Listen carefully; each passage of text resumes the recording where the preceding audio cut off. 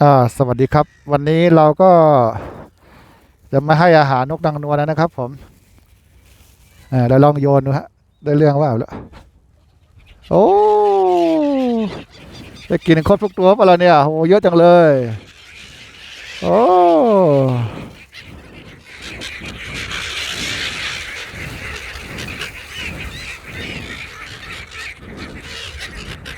มากินกันได้เลย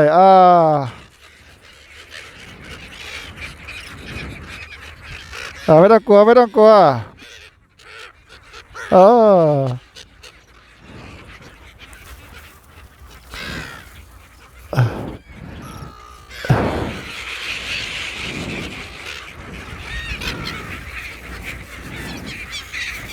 ไปข้างล่างนะ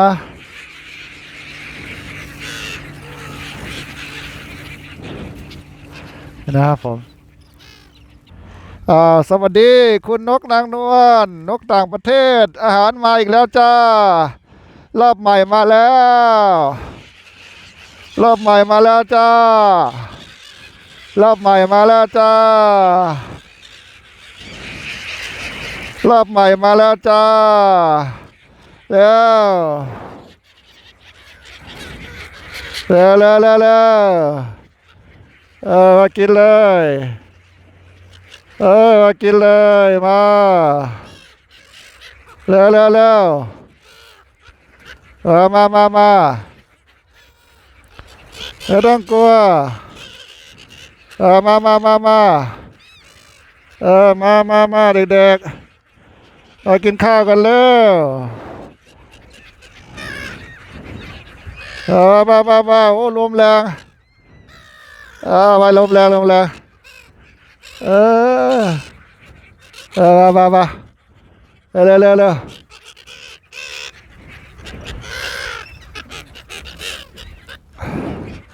โอ้หมดแล้วมาเลย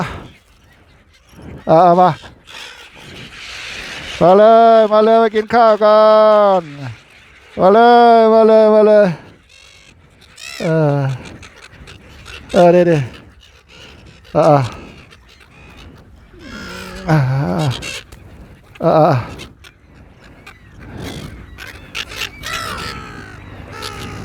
มากินเลยอ่า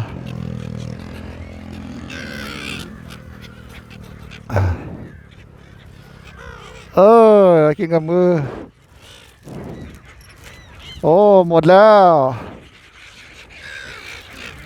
หมดแล้วนะหมดแล้วโอเคสวัสดีทุกตัวได้กินคนละนิดคนละหน่อยฝากกินได้นะเออสวัสดีคุณนกนางนวลโอ้มีไม้มีที่พักเลยนะสวัสดีจ้าทุกตัวนี่ยืนเป็นพระเอกเลยนี่ยืนเป็นพระเอกเลยหมดแล้วไป50 บาทแล้วหมดแล้วสวัสดีจ้าวันนี้มีอาหารแล้วก็ได้ให้ทานไปด้วยเนาะนะจ๊ะสวัสดีจ้าโหเลยอันก็บรรยากาศสวยงามมากเลยเนี่ยบรรยากาศสวยงามมากครับนกนางนวล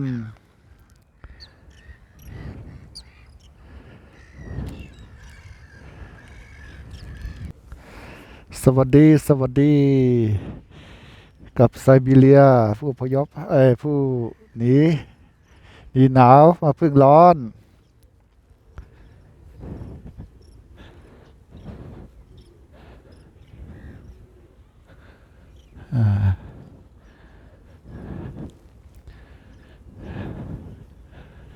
สวัสดี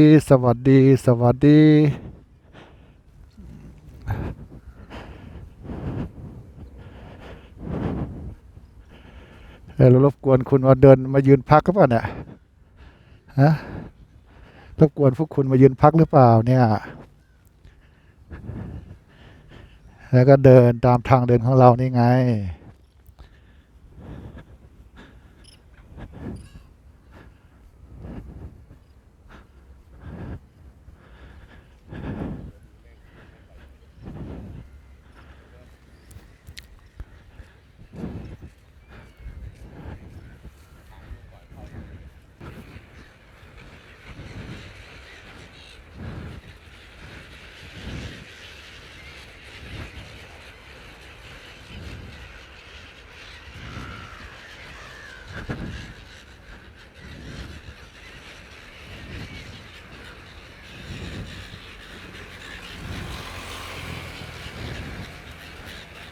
สวัสดีคุณนก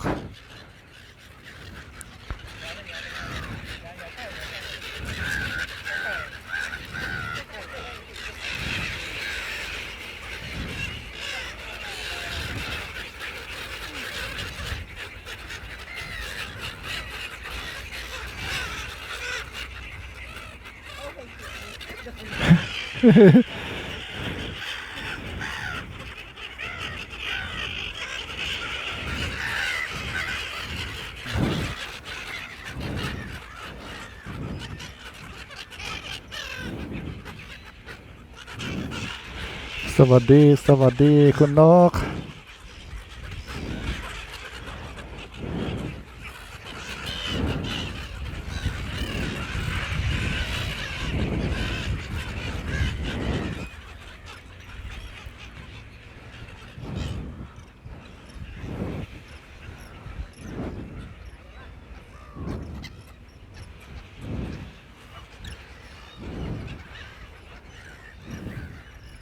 บรรยากาศประมาณนี้นะครับ